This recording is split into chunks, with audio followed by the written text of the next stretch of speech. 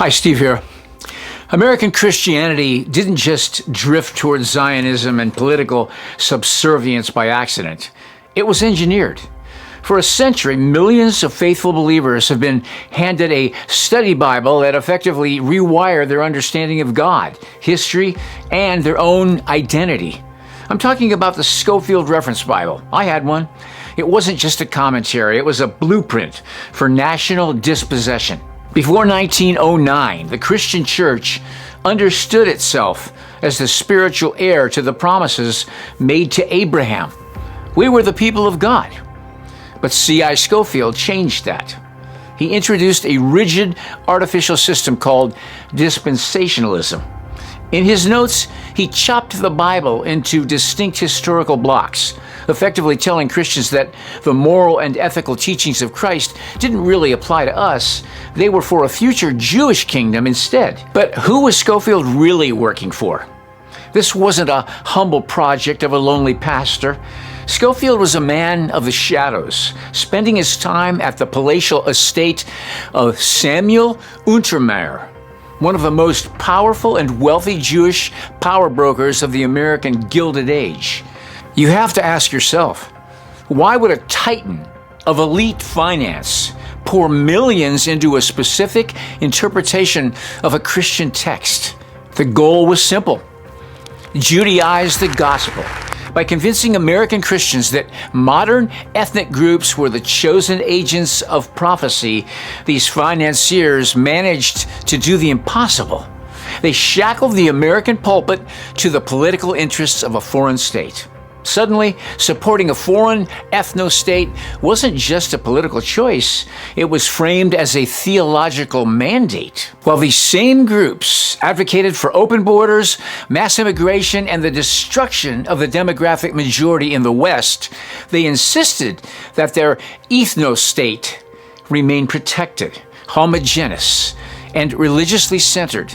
Scofield was the tool that made Christians support this double standard without a second thought. He taught them to ignore the uncomfortable reality of the Khazar hypothesis, that the people they were venerating weren't descendants of the Levant, but a Turkic people with no claim to those promises. They were Khazarians.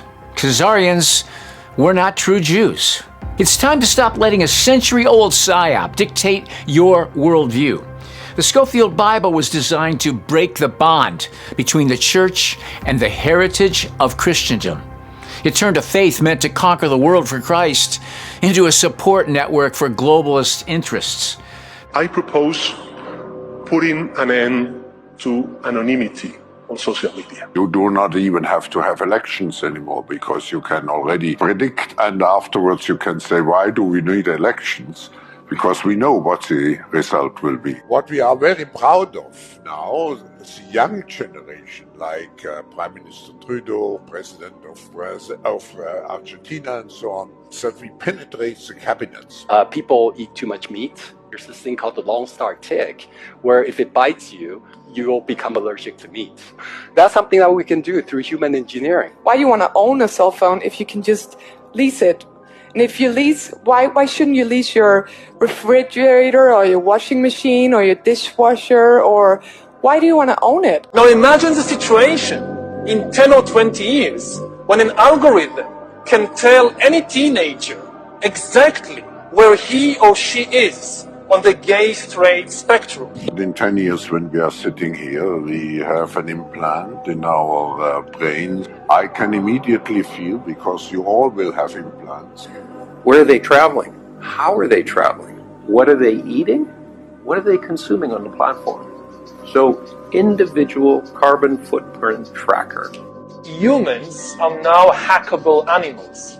There's some really interesting research that we can plant false memories in the brain. People believing that they've been at Disney World with characters who are not Disney characters, taking photographs with those characters. Ведут против нас все более агрессивные информационные атаки. Целью выбирают прежде всего, конечно, молодых людей, молодые поколения. И здесь опять лгут постоянно, извращают исторические факты, не прекращают нападки на нашу культуру, на русскую православную церковь, другие традиционные религиозные организации нашей страны. Посмотрите, что они делают со своими собственными народами. Разрушение семьи, культурной и национальной идентичности, извращение, издевательство над детьми вплоть до педофилии объявляются нормой их жизни. А священнослужители, священников принуждают благословлять однополые браки. Да Бог с ними, пускай что хотят, то и делают. Что здесь хочется сказать? Взрослые люди имеют право жить, как хотят. Мы к этому так и относились в России, и всегда к этому будем так относиться. Никто в частную жизнь не вторгается, и мы не собираемся этого делать. Хочется им сказать, но посмотрите, извините меня, священные писания, главные книги всех других мировых религий. Там все сказано, в том числе то, что семья – это союз мужчины и женщины. Но и эти. The question isn't just about theology anymore, it's about survival. The Judeo-Christian label is a modern lie. It's time to discard the manufactured narratives, reject the Judaizing of the gospel, and reclaim our identity as the true, faithful inheritors of the kingdom. The system is failing. The institutions are captured. Build your own. Raise your families in the truth. Understand who you are and where you come from, because the future belongs to those who show up for it, not those who submit to the lies of the past. Think about it.